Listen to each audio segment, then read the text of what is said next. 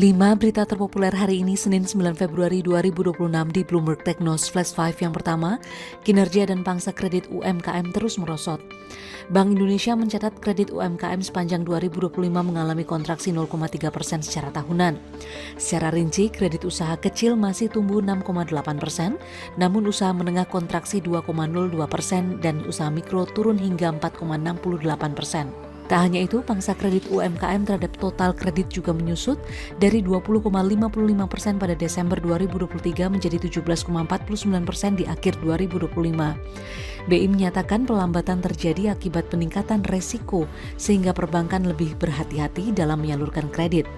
Meski demikian, pada 2026 Bank Indonesia menargetkan pertumbuhan kredit perbankan secara keseluruhan dapat mencapai 8 hingga 12% didukung fundamental ekonomi yang dinilai masih kuat. Kedua, selain Martabe, ini daftar tambang emas terbesar di RI. Selain tambang emas Martabe di Sumatera Utara yang dikelola PT Agincourt Resources, pemerintah berencana mengambil alih konsesi tambang tersebut melalui PT Perusahaan Mineral Nasional. Indonesia memiliki sejumlah tambang emas kelas dunia seperti Grasberg dengan volume produksi 2025 tembus 1,01 miliar pon. Kemudian tambang Tujuh Bukit yang memiliki cadangan 16,6 miliar pon tembaga dan 22,5 juta ons emas. Kini dikelola PT Aman Mineral Nusa Tenggara atau AMNT.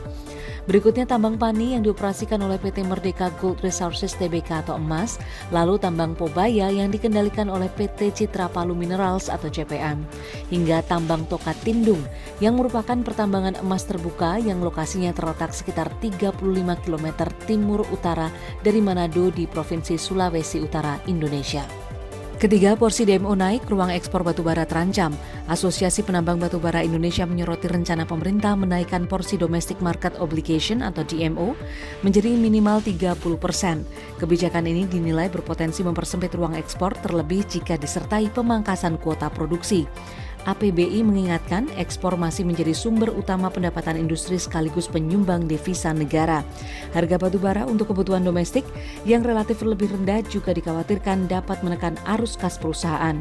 Selain itu, pasokan ekspor yang tidak stabil beresiko membuat pembeli luar negeri beralih ke negara lain.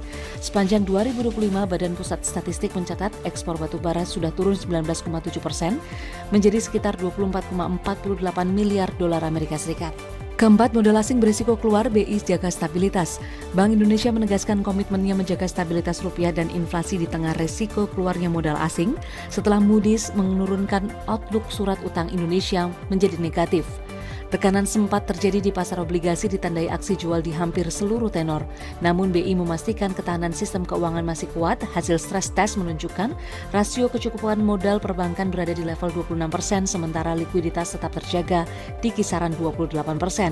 Meski risiko kredit tetap menjadi perhatian, levelnya dinilai masih aman.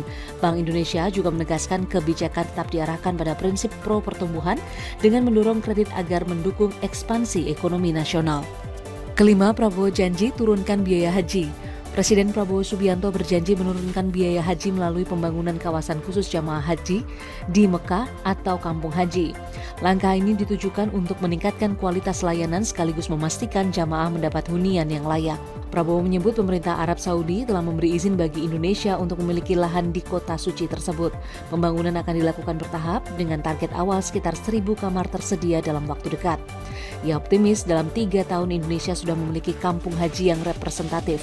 Program ini menjadi bagian dari strategi jangka panjang pemerintah untuk meningkatkan kenyamanan ibadah sekaligus meringankan beban biaya bagi masyarakat yang ingin menunaikan ibadah haji. Itu dia 5 berita terpopuler pilihan Bloomberg Technos hari ini. Ikuti terus update selanjutnya di www.bloombergtechnos.com.